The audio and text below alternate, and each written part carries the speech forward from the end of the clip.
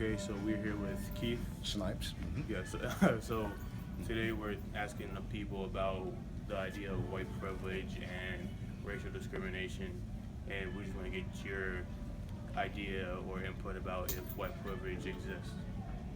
White privilege does exist, but it is much like racism itself, which spawns white privilege. It is insidious. You can see it, smell it, and taste it, and at the same time deny it because it's become such a normal part of life in America and probably across the globe. But I think one of the primary problems with white privilege is that it's a deadly, a silent uh, killer. That there is, and I know killer is kind of a strong word, but in some cases that's true. But the fact that it's so silent, in other words, no one ever talks about it because no one, well, first of all, you would lose the privilege if you really revealed where it comes from. And others are just challenged to articulate what it really means. White privilege is just a cozy way of saying racism. And the only way I think that you deal with the realities of it is to confront it head on. You talk about it, you reveal it. And in this country, I think one of the most difficult challenges is to get those who benefit from white privilege to really reveal that they benefit from white privilege and therefore are willing to attack it from a frontal level and do something about it.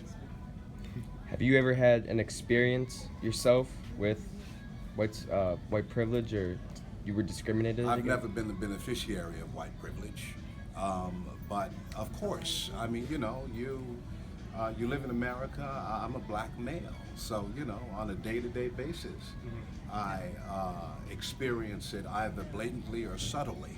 It depends on circumstances. Let me give you a quick story. There is a former professor of history at Duke University, where I do some work from time to time, and this man died at the age of 100, and he, and I'm relating this story because I had to tell this story at one point in his honor, but he is a noted, brilliant professor who was being honored at a very austere venue, and people were coming from all over the country to honor this man. But because he's black, someone walked over to him and asked him if they would take his coat. The assumption was he was the waiter. And what white privilege will do is make you make those kinds of assumptions with absolutely no background information. That's his story. But I wish I could give you a more poignant story of my own. But yeah, you feel it. As I began my comment, you feel it, you taste it, and you smell it. But identifying it is another matter because oftentimes it's denied. Yeah. And there's a reason it's denied. There's a reason people like privilege. And there's a reason that people who don't benefit from it don't like it. In what year was that happened? That it happened to, my God, I brought up this professor and now I'm embarrassed. I cannot remember his name, but you look So up. it was and recent. It was, So- within the last 10, 15 years. Okay, So it yeah, still yeah, shows. recent. Yes, absolutely. Yeah. It's showing somewhere right now, today, as we speak. Yeah. Yeah. Yeah. Earlier you talked about how we could get rid of it by talking about it, but do you think there'll ever be a time where it's just non-existent? And it's so how could we get there as a society in America? I think human nature is going to dictate that some people win and some people lose. But the terms under which we win and lose need to be negotiated. We should not win and lose because of one's racial background. You know, I mean, merit has its place. People should be rewarded for merit.